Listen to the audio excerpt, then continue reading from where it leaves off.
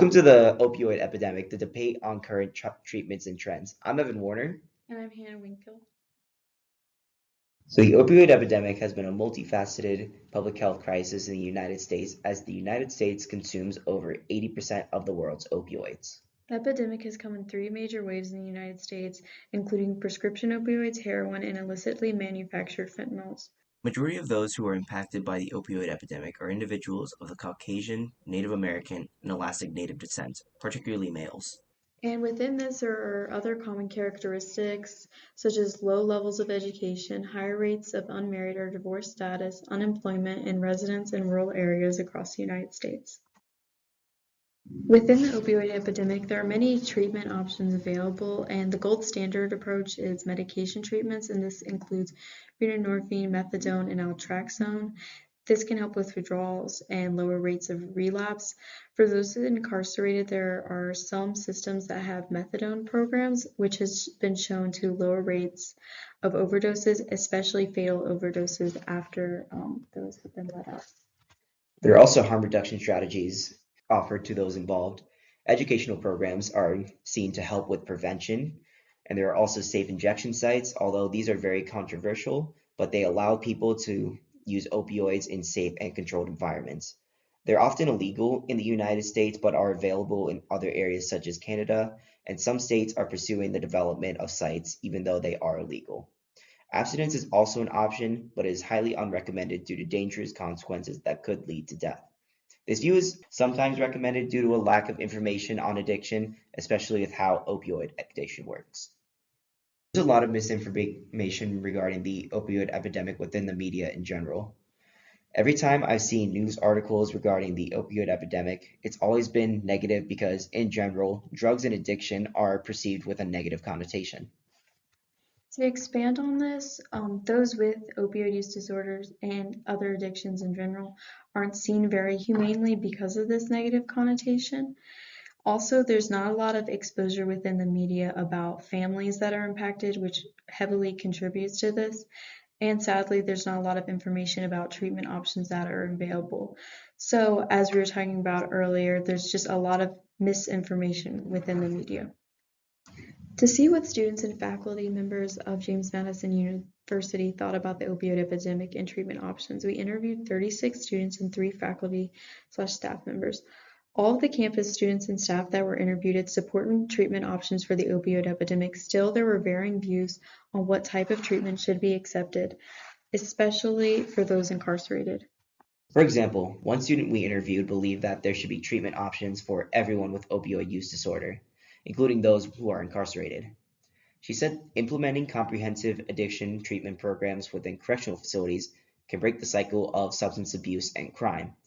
Ultimately, it's about shifting our focus from punishment to compassion and support. Prioritizing assistance over punitive measures can address the underlying cause of addiction and foster long-term recovery and well-being for everyone involved. While some students believe that there should be treatment options for those incarcerated, others do not agree. One student I talked to stated incarcerated individuals should not have access to treatment. Treatment options should be accessible, but people are still going to use opioids if they want. It is all unrealistic.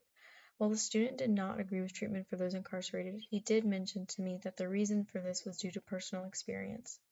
And he said that he believed there should be treatment options available to everybody else. While the students that we interviewed had varying views on those who are incarcerated, if they should have treatment or not, all of the staff members that we interviewed believe that there should be treatment for everyone that is incarcerated. Also, in general, I was talking to one of the staff members, and she said that medication treatments are extremely important and that cold turkey can kill. In a later conversation with her, she also mentioned how methadone saved her family member. Now, for our stance, we both believe that treatment options should be available, such as medications, harm reduction strategies, and safe injection sites, and we do not agree with abstinence. We also believe that there should be treatment programs and options available to those incarcerated. Now, while we have the same beliefs, we do have somewhat different reasons why, as we have both gone through different life experiences that have shaped our opinion of the opioid epidemic and addiction in general. We believe that there is a lack of accessibility for treatment for those who want it due to a lack of exposure and resources available. As mentioned earlier, those with lower socioeconomic status areas and those with lower education levels are much more susceptible to developing opioid use disorder. Therefore, we believe that there should be more accessibility to treatment options for everyone, including those incarcerated. For this, we believe that this approach can lead to enhanced social and economic contribution within society, as well as lower crime and overdose rates. While we believe that treatment should be available, the opposing stance is that treatment should not be as accessible. A reason for this is that people believe that there could be a possible abuse of the medication. For example, from an article we read, there was an individual who would use heroin on the weekends and treatment options like methadone on the weekdays. He did this to function in society, but while still being able to use heroin. Now, while this is possible, this is not the case for everyone, and regardless, it helps reduce overdoses. Some people believe that use of medication treatments while using another medication in substitution can cause another addiction or counterconditioning. This is shown to be not true with opioid use disorder, as medication treatments are not a substitute and they have been shown to be helpful through evidence-based research. Also, another part of the opposing stance is that those incarcerated should not have access to treatment options. A lot of wardens believe that treatments are contraband and can be passed on to other inmates. While the passing on of treatments can happen, it has been shown through studies that this is very rare, and those that participate in treatment programs such as methadone programs are there to get better. Now, with safe injection sites, the opposing stance states that it should not be accessible, which, as mentioned earlier, it is illegal within the United States. And the common consensus for this is that it's a promotion of opioid use. But while this does offer a place for use for opioids, it isn't shown that in places like Canada that it can show a notable decrease in overdoses and crime rates after the opening of these sites.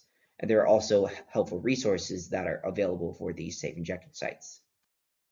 From the fear of exacerbating problems, some individuals believe that abstinence programs are more beneficial. As mentioned earlier, this is typically false. While there is unease regarding treatment options, this is not stemming from a lack of desire for individuals to recover, but instead from the fear that certain treatments will worsen pre-existing problems by replacing current addictions with new ones. While we believe that the opposing views are valid concerns, we believe it is important to note that much skepticism surrounding addiction from treatment options is based on misinformation rather than research-based evidence.